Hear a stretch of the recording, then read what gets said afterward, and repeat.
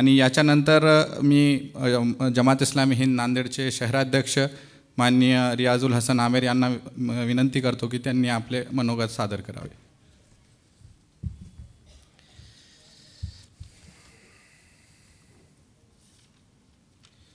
बिस्मिल्लाहिर्रहमानिर्रहीम. श्रीमती रेखाताई मैडम अभी कुछ काम होने की वजह से वो यहाँ से चले गए हैं.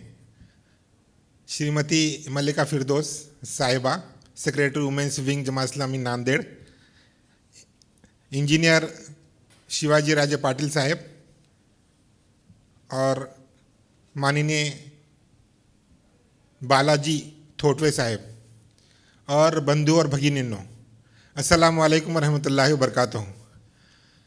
आज का दिन ये बड़ा खुशी का दिन है कि ईद के ज़िमन में ईद उल फित्र का ईद मिलाप के आज इस अहम उत्सव के मौके पर हम लोग यहाँ पर जमा हुए हैं और एक दूसरे की खुशियों में असल में हम लोग यहाँ पर शरीक होने के लिए जमा हुए हैं.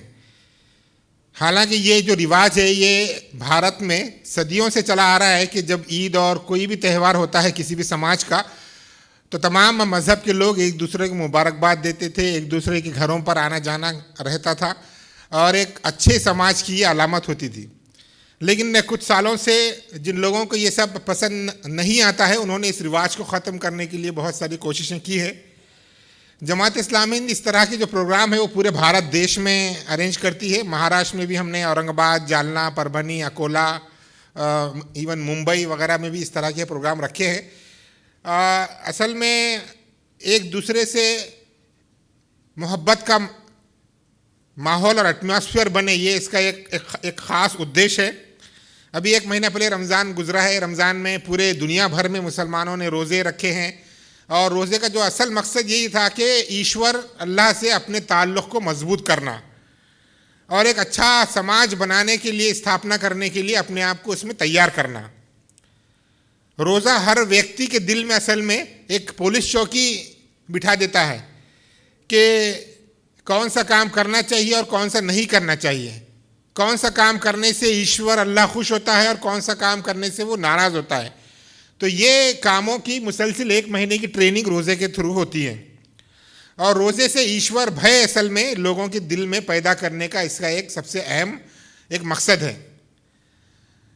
अजीज साथियों, जमात इस्लामी ने 16 अप्रैल 2023 को अपने 75 साल मुकम्मल किए हैं. इस भारत देश में जमात इस्लामी पूरे 75 सालों से काम करते आई है और एक बेहतर समाज की स्थापना के लिए जमात इस्लामी अपने शुरू दिन से कोशिश कर रही है.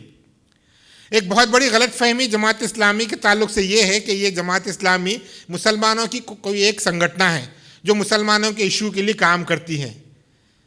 ये बात सही नहीं है, बल्कि जमात इस्लामी अपनी स्थापना के दिन से ही तमाम इंसानों के लिए जो इस धरती पर इस भारत देश में पाए जाते हैं उनके लिए काम करती आई है.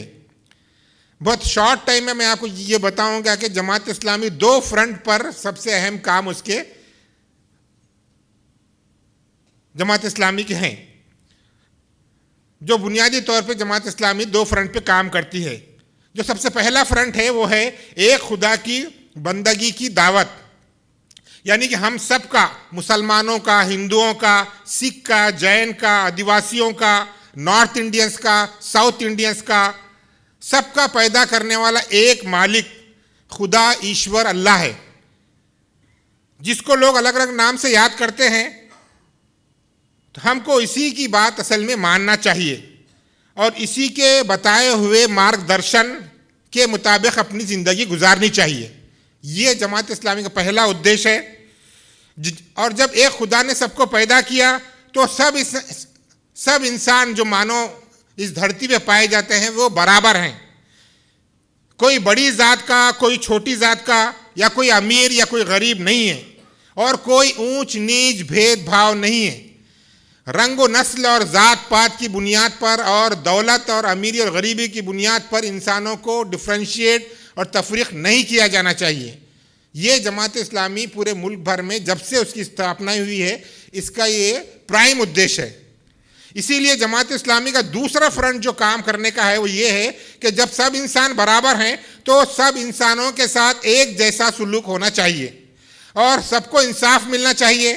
अमीर के लिए न्याय अलग और गरीब के लिए न्याय अलग, ये बात इंसाफ के खिलाफ है।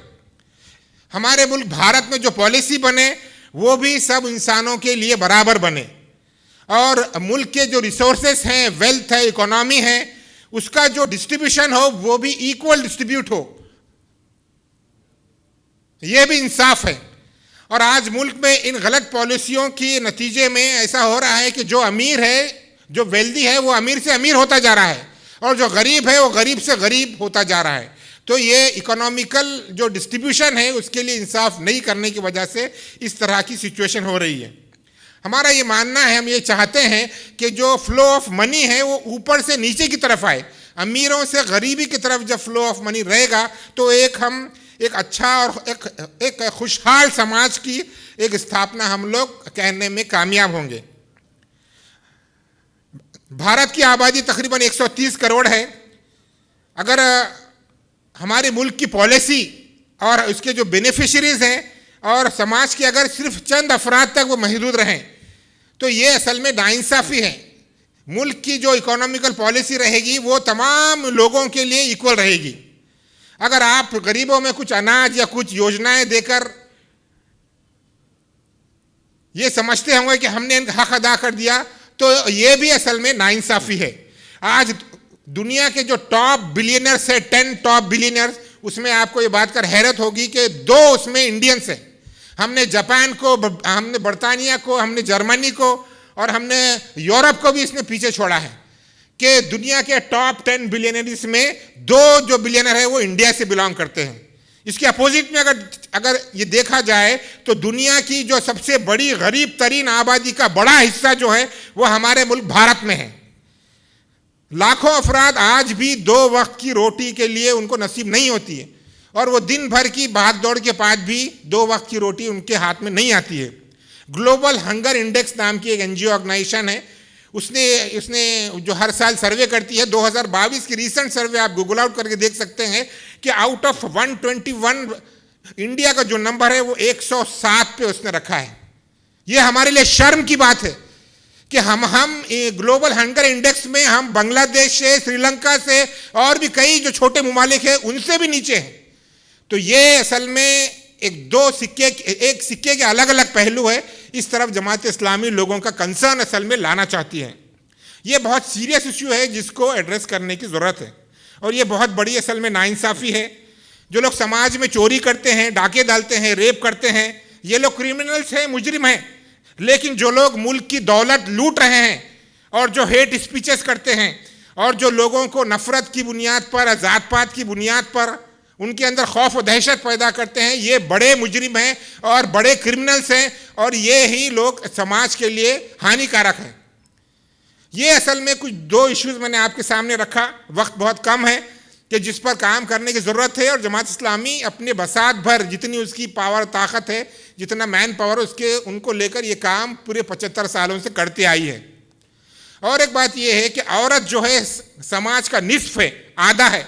हम जो बेहतर समाज की स्थापना करना चाहते हैं वो एक महिलाओं को अगर हम छोड़ देंगे, उनको साथ नहीं लेंगे तो वो स्थापना एक ख्वाब का ख्वाब रह जाएगा।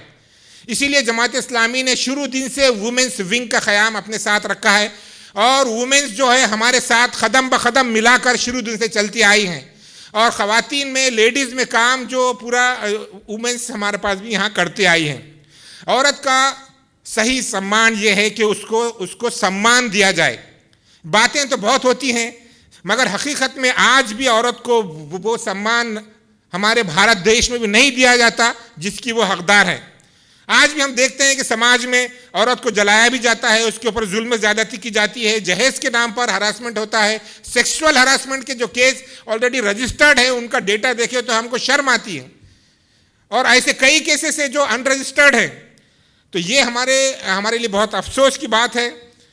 और हिजाब के नाम पर जो एक सियासी, एक चीप पॉलिटिकल जो एजेंडा इसको बनाया गया है औरत को लेकर, ये भी हमारे लिए बहुत तकलीफदेह है।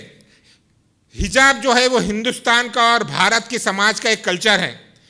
कई सदियों से मुल्क भारत के तकरीबन हर समाज के अंदर हिजाब का अलग अलग पहलू से उसके अंदर रिवाज है, कल्चर है। जो हिंदुओं की मुक़द्दस किताब है वेद, तो उसके अंदर औरतों के ताल्लुक से ये कहा गया है कि इस तरह ये कोटेशन है कि चूंकि ब्रह्मा यानी खुदा ने तुम्हें औरत बनाया है, इसलिए अपनी नजरें निगाहें नीची रखो, ऊपर नहीं, अपने पैरों को समेटे हुए रखो और ऐसा लिबास पहनो कि कोई तुम्हारा जिस्म न देख सके। ऋग्वेद के 33 चैप्टर में ये कोटेशन दिया हुआ है। तो एक मौके पर जब श्री लक्ष्मण को ये कहा गया कि जो सीता जी हैं आप उनको उनका चेहरा देखकर पहचानो, तो उन्होंने कहा कि मैंने अपनी भावज भाभी सीता का चेहरा कभी नहीं देखा, कदमों से ऊपर मेरी निगाह नहीं उठाई। चुनांचे इन्होंने सीता जी के जो पाजेब है जो पैर में पहने जाते हैं उनको देखकर उन्होंने पहचाना। तो ये असल में हमारे भारत का असल में ये हमारा माजी है, पास्ट है, जिसको भुलाने के चक्कर में आज ये तमाम हम इन मसाइल से गुलझ रहे हैं। हमें अपनी तारीख़ का असल में मुताला करने की ज़रूरत है। हम ये समझते हैं कि औरत की असल जो चीज़ है वो आज़ादी के नाम पर वो उसकी शर्म व हया है और उसकी पाकदामनी है जो औरत की इज़्ज़त को बढ़ाती है।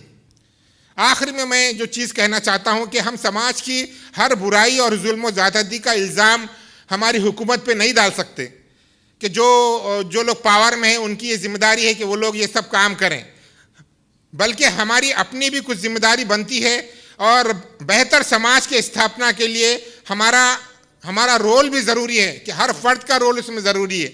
हम ये नहीं समझते कि ये किसी संगठन का या जमात इस्लामी का या किसी और संगठन का ये असल में मकसद है, बल्कि हर भारतीय की ये जिम्मेदारी है कि वो अपने रोल को समझे। आज समाज के लिए जो सबसे बड़ा ख़तरा जो हम समझते हैं वो नफ़रत का जो माहौल पैदा किया जा रहा है पूरे देश भर में, इसको हम हमारे समाज के लिए बहुत ज़्यादा ख़तरा समझते हैं। सबसे पहले सब मिलकर इस खतरे को ख़त्म करने की ज़रूरत है।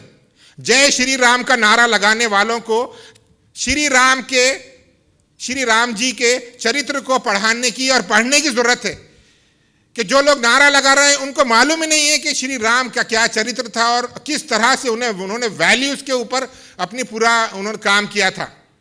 जय भवानी और जय शिवाजी का नारा लगाने वालों को शिवाजी महाराज की हिस्ट्री पढ़ाने की और पढ़ने की ज़रूरत है कि इन्होंने समाज में किस तरह से काम किया और समाज के तमाम लोगों को लेकर जो उस वक़्त का एक वैल्यू बेस्ड उन्होंने समाज बनाया था, उसको तारीख़ हिस्ट्री को नहीं पढ़ने की वजह से ये तमाम आज जो मसाइल हम उसमें से गुज़र रहे हैं। और ये चीप पॉलिटिकल जो बेनिफिट्स हैं, इसके लिए श्री राम का और शिवाजी महाराज का नाम इस्तेमाल करने की इजाज़त उनको क़तई नहीं देनी चाहिए। इसके लिए हम सबको मिलकर एक साथ इश्यूज़ को टेकअप करने की ज़रूरत है। सरकारें तो आती जाती रहती हैं, कल किसी की सरकार थी, आज किसी की और कल किसी और की रहेगी।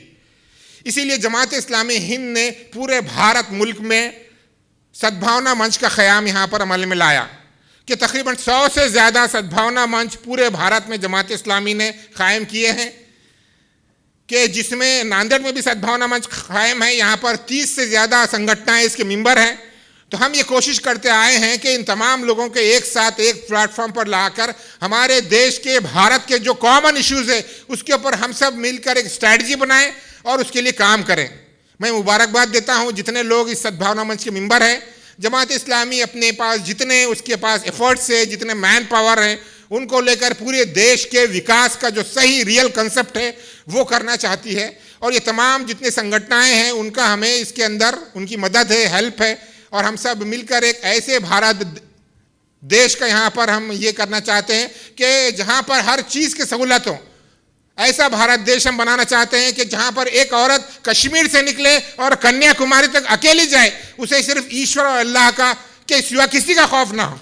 ये है भारत देश का विकास और उसकी स्थापना जो जमात इस्लामी अपने तमाम जितने संगठनाएँ सद्भावना के हवाले से उसके साथ जुड़ी हैं उनको लेकर करना चाहती है। मैं ईश्वर अल्लाह से दुआ करता हूँ कि हमें सही मार्गदर्शन उसमें करे और जो भी हम काम कर रहे हैं उसके लिए हमारी मदद और नुसरत फरमाएँ। जज़ाकल्लाह खैर व आखिर दावाना अल्हम्दुलिल्लाहि रब्बिल आलमीन।